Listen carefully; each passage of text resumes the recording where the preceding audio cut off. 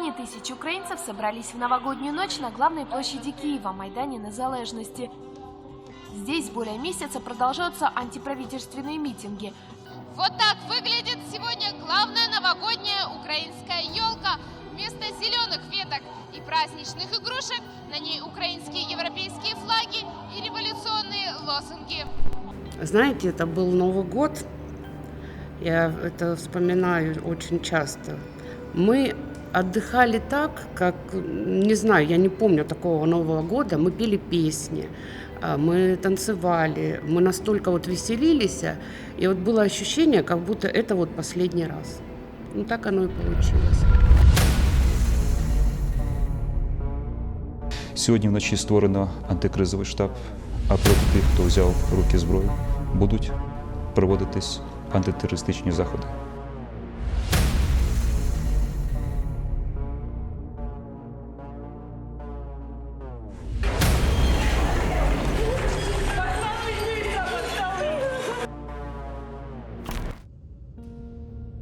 Люди жили в подвалах, да, и, например, заканчивался обстрел, а надо набрать воды. Вот представьте, 40 градусов жары, вот, а надо воды. И вот они выходили за водой, начинался обстрел, и они больше не возвращались. Хоронить людей не могли на кладбищах, хоронили прямо во дворах, вот, ставили кресты. И это, конечно, жуткое зрелище было.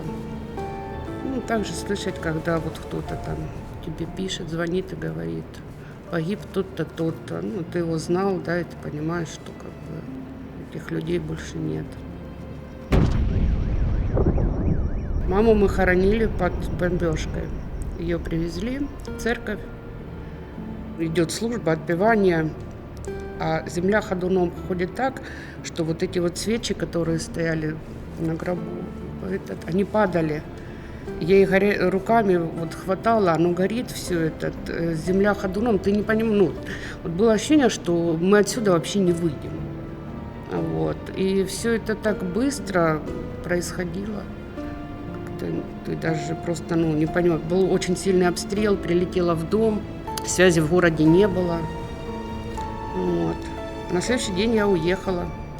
Я уехала и просидела 9 часов на минном поле. Такая у нас была очередь из машин, автобусов на российскую территорию. И вот по бокам было написано: минное поле, мины, мины, будьте осторожны. Когда мы с дочерью уже подъезжали к границе, мы созвонились с мужем. Он в этот момент подъезжал к Донецку и уходил в ополчение. После этого мы не виделись с ним 9 месяцев.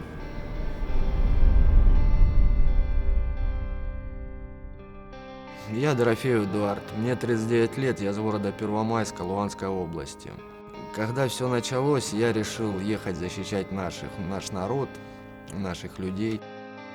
Вступил в казачьи войска. Это первое подразделение имени Платова.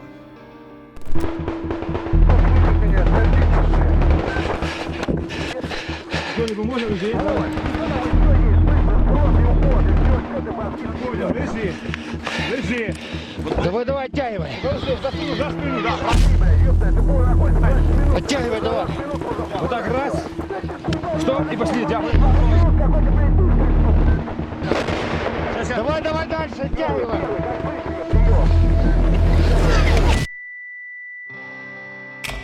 Когда все началось в 2014 году, это были самые такие горячая пора. Начиналось все с утра и не заканчивалось, мне кажется, вообще никогда. Эти обстрелы, попытки прорваться. Мы рыли окоп. Это было на Бахмутском направлении. Когда я своему товарищу говорил: спрячься, стреляли. Он так и не спрятался, я повернулся, и его мозги на мне были. Попадание в голову ему было, и, все, друга не стало.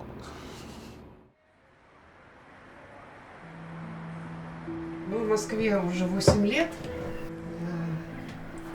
с дочкой здесь обустроились. Ждали Эдика, когда он сможет к нам приехать. Тяжело было, переживали. Вот. Тоже засыпали с мыслью, как он там. Просыпались также. Бывало ночью. Я спала вообще все это время с телефоном в руке. И вот постоянно, я ждала его звонка, хоть какую-то известочку. Может, там кто-то из знакомых позвонит, скажет: ой, там видели, да, Эдика. Как бы это уже была какая-то информация о том, что он живой. Мой муж герой для меня и для дочки, потому что он защищал свою родину, защищал нас. Он мне звонит и прощается со мной. Он говорит: все, мы идем в бой. Он говорит: я не знаю, вернусь я с него или нет. Я вас очень сильно люблю, берегите друг друга. И я такого просто голоса у него еще никогда, вот за сколько лет мы жили, я не слышала. Потом я очень долго ждала звонка от него. Я не могла ничего.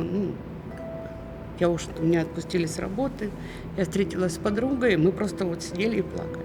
Я ждала его звонка. Я боялся, что я не увижу больше жену, ребенка. Даже были моменты, что я там звонил во время боя или собирался быть бой, я звонил, прощался, такое было тоже. Я ждала его звонка. Я его дождалась.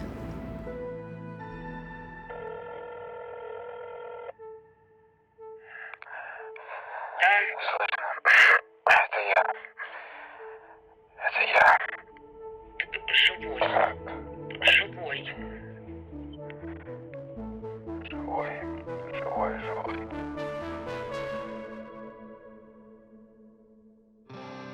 Мы отступили с Северодонецка, находились, нас всех, все приехали в Стаханов. Вызвал нас батя наш, Паша Дремов. И все, говорит: Первомайск сейчас возьмут, надо ехать спасать ребят.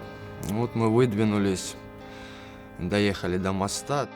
Доложили нам, что едут с Попасной едут БТРы на нас, с Горска едут танки.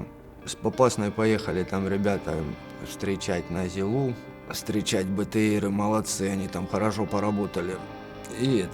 Но мы выдвинулись в сторону Горска. И я ребятам сказал, что это на кресту мы, сейчас у них как на ладони, что надо, в рассыпную.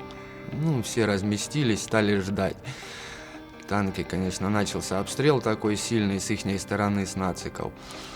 Они думали, просто проедут на этих танках и все. Начали мы стрелять, с чего было. Танки выпустили дымы, начали отступать в посадку, задний ход. Один даже высунулся, этот хохол ихний. Говорит: вы что, дурные ребята? Говорит: вы что делаете? Вот так мы не пустили. Больше они, каждый день были прорывы. Уже не знали, что мы там стоим, что так просто не получится проехать никуда.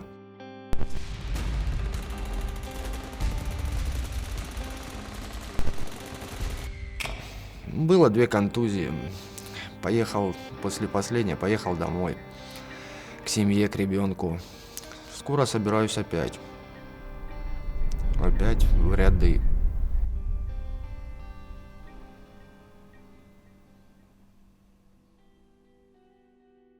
Он вернулся домой. Мы были счастливы, что он живой, что теперь мы будем вместе. Он помог очень многим людям. Он доставлял воду в бомбоубежище, где не было еды, воды. Он им помогал. Люди шли к нему за помощью. Мама, когда приехала в город, она шла с ним, и к ней подходили женщины, старушки, говорили: спасибо вам за сына. Она говорит: это мой зять. Было такое. За людей. Очень сильно душа болит. За людей. Кто не хочет, кому и некуда, по сути, ехать. За людей, за детей особенно душа болит. Вообще, как глянешь на это, аж выть охота, понимаете? За это душа и болит только. Украина для нас – это не просто соседняя страна. Это неотъемлемая часть нашей собственной истории, культуры, духовного пространства. Это наши товарищи, близкие, среди которых не только коллеги, друзья, бывшие сослуживцы, но и родственники. Люди, связанные с нами кровными семейными узами. С начала операции, вот, да, как началась 24 февраля, Эдика решил вернуться в ополчение. Ты с утра тогда встал, да? Да, а я проснулась утром, не могу понять, что он такой, я еду, говорю, куда ты едешь? Он говорит, все, говорит, война началась, говорит, я еду домой. И я тогда, беру в руки телефон, и я вот вообще просто обомлела. Вот, я, боялась, да, опять это все пережить, перенести, если он хочет. Мы как-то сели, обсудили, мы Да. что-то поговорили, надо, я так не могу тут сидеть, когда там все, я здесь, я насиделся-то, хватит, уже сколько сидеть. Надо заканчивать это когда-то. Да. И вот мы вместе решили, все, она меня отпускает, и мне так легче будет. Все мужики должны ехать на свою родину воевать.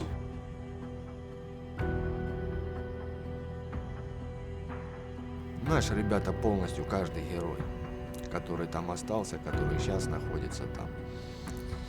Таких там не героев там сейчас не держат.